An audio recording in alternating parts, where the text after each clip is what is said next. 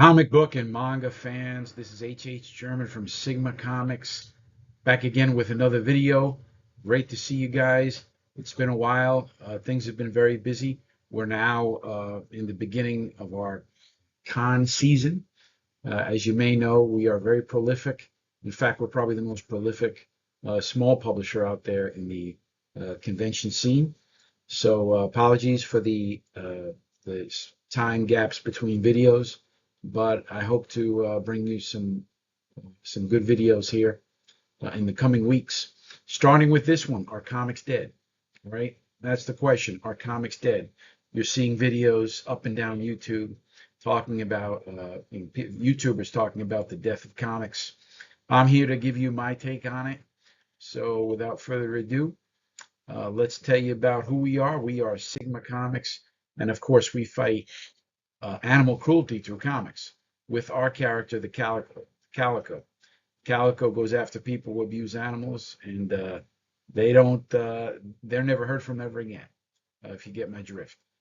If you love animals and you love comics, you're going to love this series. We have the comic book series. We have the trade paperback series. In this case, you're looking at Street Math. We also have Morality Play, our second book, and we have manga as well. We have merch, and this is our third book. It's right now on Kickstarter. Okay, so you're going to be able to check that out right now. In fact, head over to Kickstarter. You can get Calico Unwanted Men. That is the third trade paperback in our series. Folks, we have over 20 issues, okay, spread out between these three paperbacks, trade paperbacks. And Unwanted Men is our latest. Look at the incredible testimonials here from people like Jeff Loeb, David Finch, and Ryan Otley. These guys are legendary creators. And listen, if it's good enough for them, I guarantee it's good enough for you. You're going to love it. Head over to Kickstarter and take a look at that. So let's jump into this this topic. Actually, before we do, let me take a hit of the Calico mug. Always good. Never disappoints. Okay. So the question is, are comics dead? We've been seeing this again all across YouTube of late. And the truth is, the short answer is no. And I'll tell you why.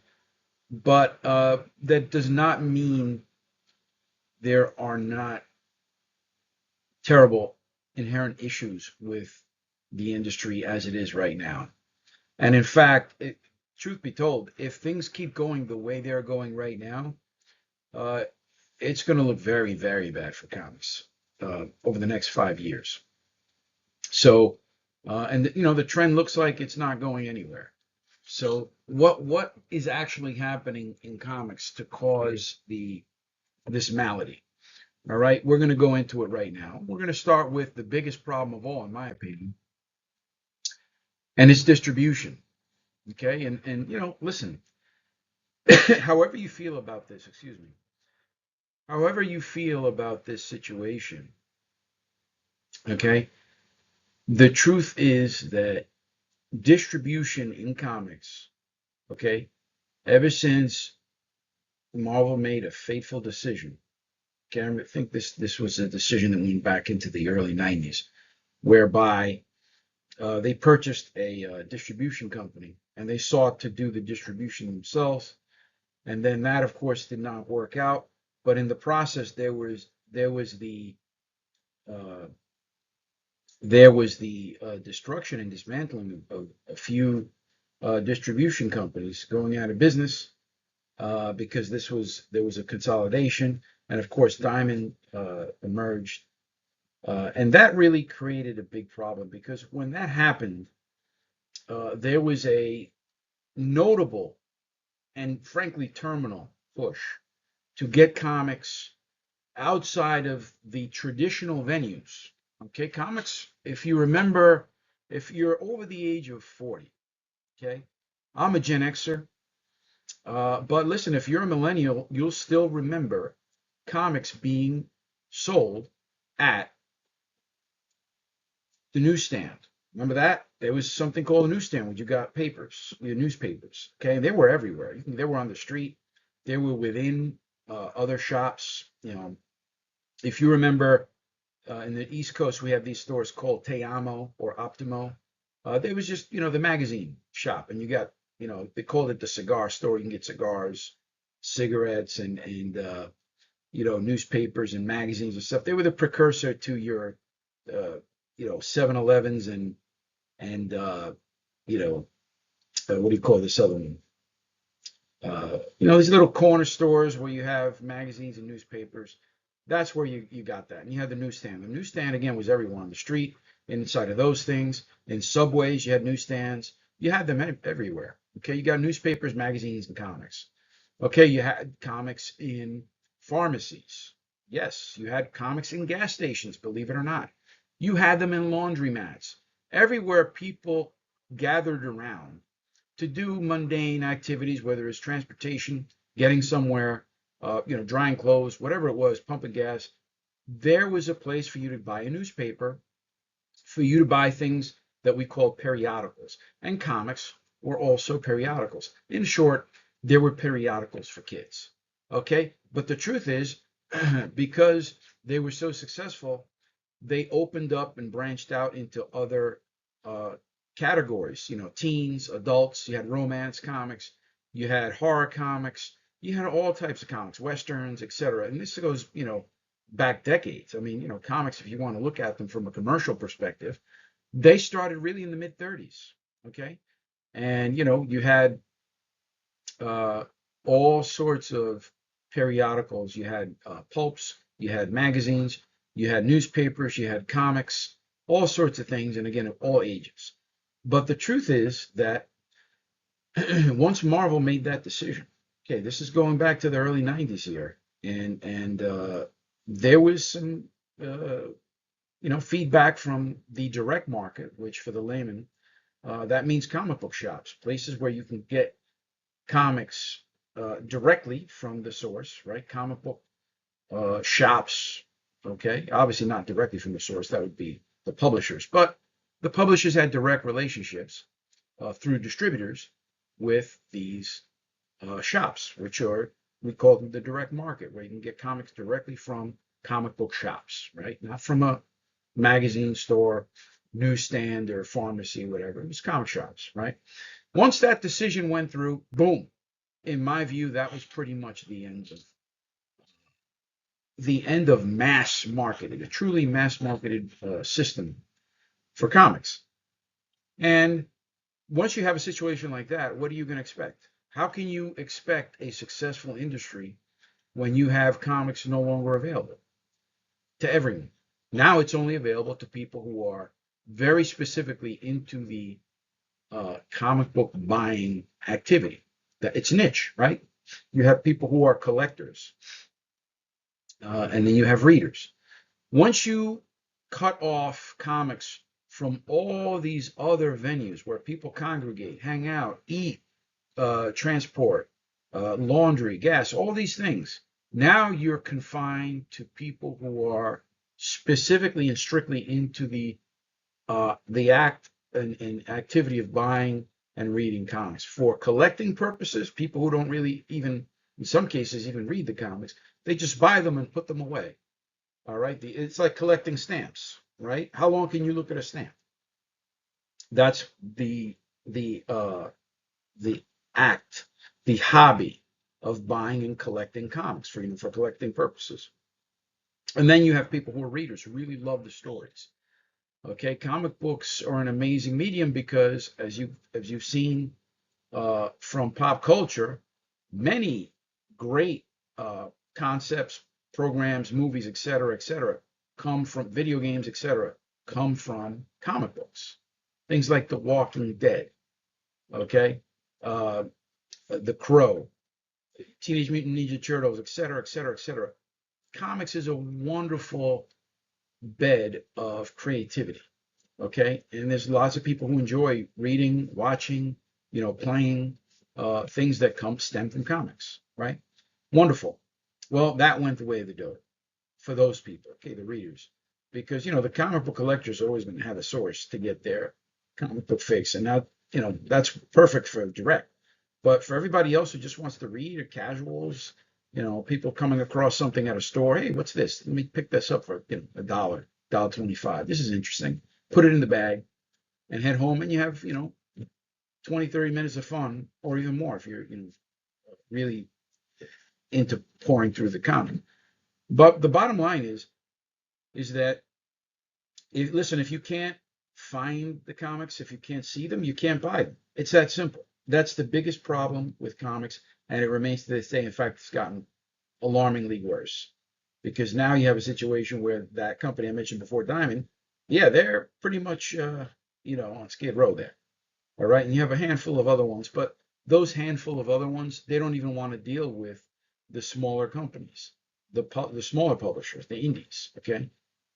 Historically, the shops that now strictly only carry, or I should say, the comic book shops, where the only place you can get these comics now, okay, they mainly place the big two comics in the front of their shops. And that leads us into the next problem, shops. Okay.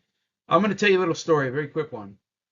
When we started back in 2020, okay, Sigma Comics was founded in 2020, and we started putting out comics in 2020. First issue was Here Comes Calico, #1. And that came out in December of 2020.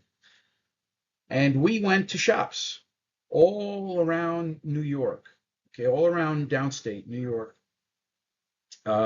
And the only answer we heard was, "Oh yeah, you just put it in the, is it in the previews catalog?" We were asked, "Are you guys in the previews?" I'm like, "What the hell is that?" I was, "Oh yeah, previews, yeah, the Diamond catalog." All right, so we didn't have a relationship with Diamond. We were just a small new indie publisher, and we were just trying to, introduce ourselves to comic shops. Half of them didn't want to hear about us; they were just showing us the door, and the other half, "Oh, cool." And then they ask us, "Hey, are you in Diamond? Are you in the previous catalog?" And of course, eventually, I would say by issue 3 or 4, we got a relationship with Diamond. We were fortunate enough to be selected, because that's the other thing. You have to be invited and selected to to be carried by these distributors. They don't just automatically carry you because you're a book, right? So anyway, we got into Diamond, but still, it was the same problem from the beginning. The shop owners are very, very hesitant to carry anything that is not either Marvel or DC in front of the store. Sure, they'll put you somewhere, but they'll put you in the back of the store somewhere behind, dollar bins and all kinds of, there's dust back there. And it's not in any way a prominent placement in the store, so that a new stream of people can learn about your title. It's an afterthought, and that's a big, big problem if you're an indie. And I might add that, if you look at the growing trend in comics, it has not been from the big two. Yeah, right now, if we're looking at comics right now, DC is going through a very fruitful phase with a title called Absolute Batman. But prior to that, there was really nothing that was hitting. I think outside of indie comics, of course, which we have Image Comics with their titles from Robert Kirkman, the writer who I very much respect and hold in high regard, because of his ability to do what I think is the most important thing in comics, books, any type of book, which is to do this: keep the page turning. He creates stories that are page turners, and that's something that I certainly always strive to do, and again, hold at the highest level. The man does a good job, and with his Energon universe that he created, which is comprised of G.I. Joe, Transformers, I believe Mask is also another IP in there that he's working on that's part of the Energon universe. But the man knows how to create comics that sell. Okay, if you doubt that, look at his Walking Dead series. All right, so outside of that, though, if you look back, going back to, again, right before this period, before Absolute Batman, there was really no big hot buzz or hot book as you've had in comics before. Okay, yet the shop owners, again, religiously, have continued to stock Marvel and DC at the front of their shops. Now you could say, well, they have obviously a great reason to do that, because the clientele wants that, et cetera, et cetera. Yeah, but listen, it's up to you. If you know that you have a good quality product, okay, despite the fact that people are buying X, Y, and Z, okay? Don't you think that it makes sense to at least give a little more prominent placement in comics that you know are substantively good? They have good art, good drawing, et cetera, et cetera. I mean, it's sort of like I always like to use food. I grew up in an Italian neighborhood. I can't help it. Sorry. They taught the world how to eat. That's what they say. But listen, I always like to use eating as a reference in restaurants. But if you're a restaurant owner, okay, and you know for a fact that your cooks have these incredible dishes that are just whenever they put them out, people are always complimenting the chef. Oh my gosh, hey, listen, I want you to send a note back to the chef. This ravioli dish, it's incredible. I haven't had anything like this. Okay, but again, instead the shop owners they do what they think is the main thing instead of listening to a few people and starting to maybe put a couple of titles up there in the front that might not be from the big two. No, it's big two in the front, maybe Image in the middle, and then everything else in the back. Some of these comics are on the floor in the back, and it's just you're just not gonna. Some of these guys, some of these people can't even bend down that low to find these comics. Okay, I remember I walked into a store and they had our comics in the back end of the store and like on the floor where a guy in his mid 50s with a big stomach can't even bend down and get these comics. So we wondered, wait a minute, why aren't our comics why is it that we as a company, okay, we're not salespeople. Let me make this very clear, folks. We are not salespeople. We are comic book publishers. But yet, why is it that we, as a small indie comic book publisher, can go to cities all around the continent every weekend in some cases and sell hundreds of pounds of Calico? One title, okay? We're selling hundreds of pounds of Calico. How is that possible? And these shop owners can't sell 2 or 3 of our comics in a week or in a month in some cases. I mean, do you understand? These are salespeople, the shop owners. Again, I'm not trying to come down hard on shop owners, but guys and gals, again, this is a black and white question, very factual and simple. How is it that we, a small indie publisher, as non-salespeople, how is it possible that we can sell hundreds of pounds of Calico, one title? Okay, how is that possible? And you guys can't sell 2 or 3 comics, Calico, and our comics are $2.50. I know you guys get them for $2.99, but and of course we have the benefit of the convention where we do drop it to $2.50 each.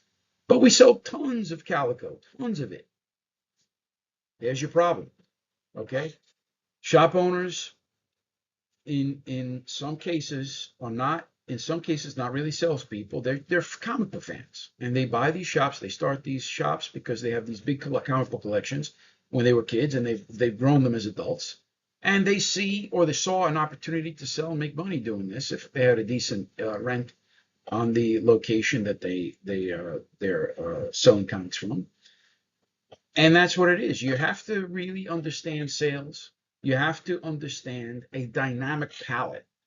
Okay. Yes, it is important to understand the base palette of your audience. And of course, I've used the example of McDonald's in the past. Okay. But at the same time, understand that you're in an industry that's dynamic. It's like a river. There's new books coming out every single week.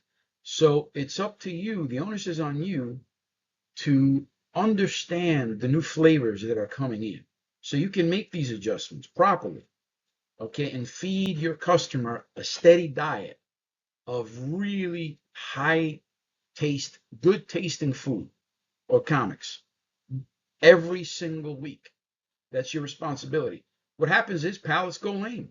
Okay, if you at some point you get tired of eating the same thing every day. You have to change it up. Again, even McDonald's changes up the menus. Understanding this. Okay, yes, they have their bread and butter, but at the same time, they are constantly making little adjustments here and there And that's what you have to do as a shop owner. You really have to make these adjustments. You can't just sit back and read comics and hang out and just put these little small indie publishers, some of who are putting out great stuff. I mean, listen, I'll use an example. there's a there's a small publisher called Ghost Machine. Okay, they're putting out enormously good comics right now. They have quite a few titles, and if you haven't heard of this publisher, please go out to your local comic book shop and ask them about comics from Ghost Machine. Okay, they have a few titles. Uh, One of them is called Rogue Exodus. Excellent title. You should be reading that if you're a comic book fan. It's a post-apocalyptic setting, uh, and just the concept, the framing of the story. It's really good stuff going on. And there's another one. I don't. The name escapes me right now, but it's about a soldier in the Civil War times. Okay, that's sort of the setting, but there's a bunch of other things going on. I forget the name of it, but there's so many. There's another one called, I think, Hyde, Mr. Hyde or something like that.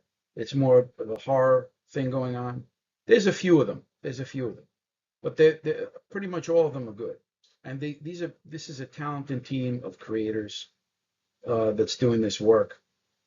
You need to check them out. But listen, the shop owners, a lot of them, it's just Marvel and DC. And, Marvel and, excuse me, Image, Dark Horse, and a few is sort of an afterthought. And I really think that the shop owners could really be doing a great job of talking up these comics, becoming true salespeople and marketers of comics. They're in a great position. Listen, if this is the only place where you're going to get comics, send out regular emails to your customer base, incentivize them to become evangelists of comics. Tell their friends, have them tell their friends about these great titles that are in the store. Try to get some sales going. Upsell. Put your dollar bins up front and start having dialogue and conversations historically about these comics that are just $1 or 50 cents to get more people in. Talk to dads, talk to moms, get these parents into the shops and talk to them about how great comics are for kids and developing brains. Have uh, have little events at the store, bringing parents in to talk about comics, etc., where you could sell those 50-cent dollar comics. Could you imagine this happening in mass and then partnering with libraries, etc., etc.? There's so many things you can do to create that sticky quality you need as a person who fundamentally is entrenched in comics, you, Mr. or Mrs. Shop. There's so many things you could do. You could become way more active. Maybe have partnership with your local ice cream shop, coffee shop, where you have comic day and you go in there for a couple hours and you have a couple salespeople, uh, talk about comics or hand out comics for free for the first, I don't know, half hour, an hour that are, just to get the conversations going. You can do this all across your town, coffee shops, ice cream shops, to get these things going. There's different ways you can do this. And again, you can use social media. You can use email lists. Um, you can use partnerships at the local level. I don't know, flea markets, malls, et cetera, whatever it is. Whatever it is that is hot in your area. I said malls just now. But listen, malls are a regional thing because there's some areas where malls are huge. You go to Paramus, New Jersey, the mall it's always alive and kicking. So, don't just discredit things. Try things out. It doesn't hurt. A lot of you guys live with lots of regret in life. I'll use an example where you don't try something out. Listen, if there's a girl you like, go up and talk to her. Say hello, introduce yourself. All right? Instead, you're going to live in regret because you didn't say that, or you didn't, walk up to that girl at the dance, whatever it is. It's the same kind of people. Listen, if that's the kind of person you are and you run these shops, you got to take chances. You got to think outside of the box. Think different. Okay, that's an ad campaign that Apple put out. Okay, at once Steve Jobs came back into that company, and I'm going to talk about that man in a little bit. But finally, let's get into the last piece. I think it's quality, right? The quality of these books. When I did the recon prior to starting Sigma Comics, okay, you don't just start a publishing company. I mean, I guess you do, but I certainly am not the kind of business person that does something like that. Okay, I spent some time checking out the industry and understanding the health and fitness of the industry. And even then, in early 2020, okay, winter of 2020, I clearly determined that it was in a weak condition. It wasn't healthy. And I saw an opportunity. I also had a story to tell, okay? And that's why we started Sigma Comics, right? But in that process, in that recon process, I went to comic book shops and I picked up some comics. Let me see what Marvel's doing these days. Let me see what DC's doing. Let me see what Image is doing. And the collective takeaway for me was, what the hell is this? What in God's earth is going on here? Like, is this an actual comic book? Now, mind you, I hadn't picked up a comic book since the 90s. And just for a little historical background here, I grew up reading comics as a kid in the Bronx. I'm of Dominican descent. My parents are from the Dominican Republic. They immigrated here in the 60s. I was born in the 70s, in the mid 70s. Okay, so what does that mean? It means that Sesame Street and comics was the way I learned how to speak English and learn all these incredible words like Excelsior. Thanks, Stan. Thank you. Um, yeah, great stories. 80s, 90s comics, great stories, awesome art. So I picked up these books again in early 2020.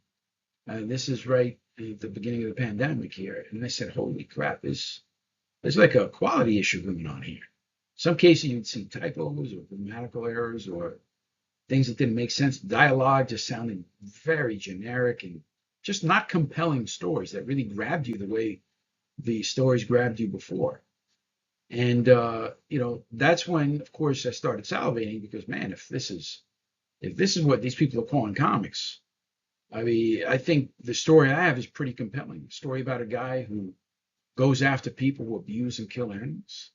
I mean, you know, and of course I did it, and we've been successful since, thankfully. Knock on whatever this is. But the truth is that there's a quality issue, and there's lots of reasons for that. Okay. One of them is, companies, the big companies, especially, they're just not paying creators the way they used to. Could you imagine an industry? I honestly think that comics is the only industry that I can think of, at least off the top of my head here, where the fees, okay, the salaries that you're paying creators are actually lower now than they were decades ago. I kid you not. The average comic book artist right now in 2026 is making notably less than they were making in the year 1991, 1992. That's a fact. That's an indisputable fact. Indisputable fact. All right. So, how do you expect to get good quality from someone when you're actually paying them less for the same job? Right. That's what's happening in comics. And again, there's reasons for that. But again, you're not going to, people aren't going to run to stores the way they were running to stores back in the 80s and 90s to pick up a product whose quality is inferior and then pay more for it. And again, that goes to the issue here, the same issue, price. Comics today are $4 or $5. I kid you not. Okay, whereas comics back in the 80s and 90s were, a dollar, 75 cents, a dollar, $1.25. All right. You could say, well, inflation. Yeah, inflation. Nah, not really. Comics should really be around 250, 295. That's what they really should be.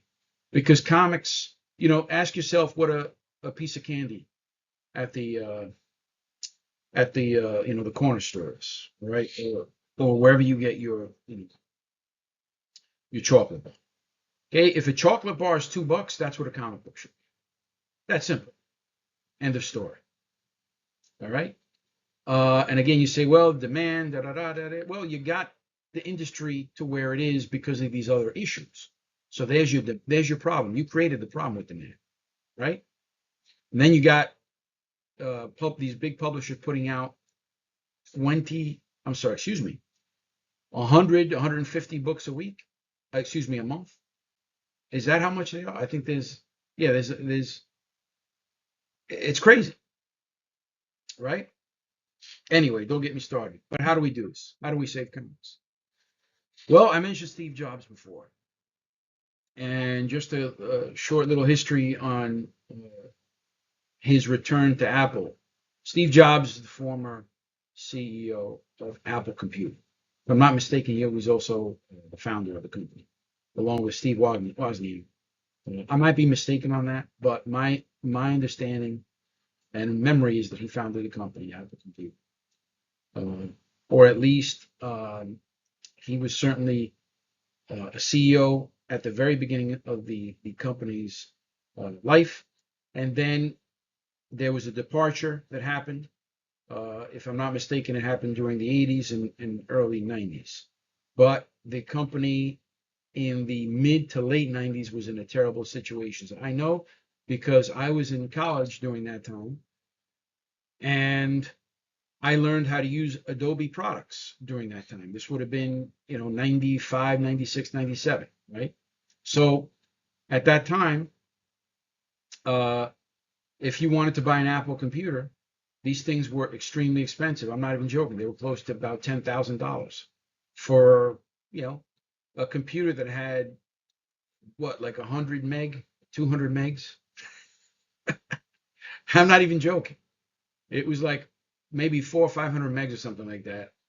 And you'd have to buy these massive things called SCSI disks that had like 50 megs on them, 100 megs, and you put them in. And they were extremely expensive too. I think they were like $80, $90. Just imagine paying $100 for a 100 meg cartridge for these computers. And they had a ton of them. I'm not even joking. There was like the 6500, the Apple 7600, the Apple 8600, the Apple 9. There was like a dozen or more different computers. They were all over the place. Okay, and the only thing that was different was the size of the memory and the slight increase of CPU. Jobs came back, got rid of all of that. Okay, these dozens of computers, done. 3 computers. The entry level for the college student or high school student, the iMac. Okay, beautiful colors. Nice, cheap price. Give it to them for a few $100s, the iMac. Then the middle one, let's call it the PowerBook for people on the go, but let's make it nice and souped up and powerful. Okay, nice sleek design. It's all black with the Apple logo in the middle. Boom, let's call it the PowerBook. And 3, the Power Mac. This is the power of tower. This thing kills all these other computers on the market. It's got a G3 processor. That's what they called it on all the computers. But it's souped up with super high, whatever it is, a gig or half a gig or whatever of memory. Okay, a gig of memory. Let's give them a gig of memory. People are like, holy crap, this thing, there's nothing else like it on the market. Okay, you give a low entry product for a few $100. You get nice colors. It comes in like 10, 15 colors to personalize. People feel personalized. Low entry cost product. The middle one is a PowerBook for the stylish, artsy person or even executive. Let's throw a couple of $1.50 on that. And the PowerBooks, let's start those at $2,000 and up. This is like your heavy duty power user that really wants the souped up power. Now they all have G3 processors in them, so they're all powerful computers. Let's be clear. So that even the young kid can design some cool stuff, for a few $100. The bottom line is 3 products. That's it. Okay, you got rid of all the stuff, the trash, not trash, but the stuff that was really dragging down and causing confusion, and got down to basics. 3 prices, 3 products, 3 different performance tiers. That was it. Jobs came in there, and let's do it under a campaign. It's called Think Different. Now, that's not how you say that sentence. It's think differently. But let's say it like that. Think different, and let's put people who thought outside of the box in the ad campaign. Muhammad Ali, Gandhi, Albert Einstein, etc., etc., etc., etc. Okay? Very simple. Ayashai Day, let's go. The ad agency. Zoom. Thing turns into the most successful and profitable computer company today. All right, that's Apple Computer. And of course, eventually they developed things like the iPhone and the iPod and all these other things. Okay, but they stuck to a simple concept: think different, and that's what comics needs right now. It needs an evangelist. It needs somebody to come in who understands business, the business climate now, and understands the concept of projecting for success in business. Okay, where do comics go? Well, the Japanese certainly did a great job going back 20, 30 years. They understood their society, okay, one that is very much into commuting, and they needed something portable. Okay, the manga is great because it's nice and chunky and portable. You can put it into your bag. And what other things can you do that are portable? Phones are portable too. And for a long time, they started to understand the concept of taking the process of reading manga and putting it into a portable device, mobile. Okay, we are late in the game, very late in the game. We need to catch up, and not just catch up, but surpass. And that's the kind of person or persons that we need in comics today at these bigger companies that have the resources to do these things. Certainly Marvel and DC have the resources to come in, again, with the right plan and mindset to take comics into the future. Okay? And the truth is, one of those companies, I mentioned them already, they dropped the ball back in the 90s. And they got us to where we are now, frankly. Okay, and they had some accomplices in this crime, but yeah, sad to say it, but that's the truth. And a lot of you who know comics know that what I'm saying is the truth. And listen, hopefully, those two companies, by the way, are now owned by other larger companies. Okay, namely DC and I don't even know who the hell owns who the hell owns DC. Somebody tell me in the comments. I forgot. I know it used to be Time Warner, but I don't even know if that's the case anymore. Oh, wait a minute. There was a recent purchase, if I'm not mistaken. Right. Yes. So the recent purchase, Netflix was trying to purchase. Was it Warner Brothers or right? So it was Warner Brothers that owned DC, and so Paramount, if I'm not mistaken, usurped Netflix in the purchasing process. So if I'm not mistaken now, it is now Paramount that owns DC or is in the process of owning DC. So Warner Brothers own DC, and Marvel is owned by Disney, right? So that's sorry for the confusion there. But let's see. Hopefully, I'm not sure how it's going to shake out if Paramount is going to wind up ultimately owning DC Comics, but they most certainly have the resources. But if you pair resources, okay, money, with a good, strong individual that has a fundamental understanding of the way business is working now and how it will work in the future, and married with the habit and cultivating the habit of reading comics now and into the future, well, you might have something good happening, because that's exactly what Steve Jobs was to computers. Okay, the man understood how business was working at the moment and would be working into the future, and also the habit and culture of computer usage, technology usage, not just computers, but just tech usage. How people are using tech now and into the future. How will they use it? Are they listening to stuff? Are they playing stuff on their, all those things? Okay, that's the same kind of person you need in comics. Okay, and I'm sorry Usually my videos go pretty short, 10, 15 minutes. But this is a long one. I'm going to tell you why, because I'm very passionate about comics. I really love comics. Comics are seminal to my American story. Okay, I learned how to read from them. I learned how to speak the language from them, and I really love comics. That's why I'm in the industry.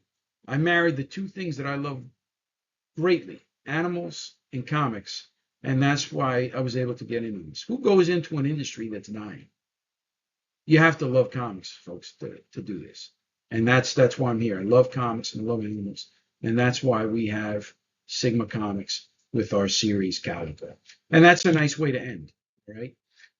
We do have Calico Unwanted Men on Kickstarter right now. Folks, seriously, this is a very good comic.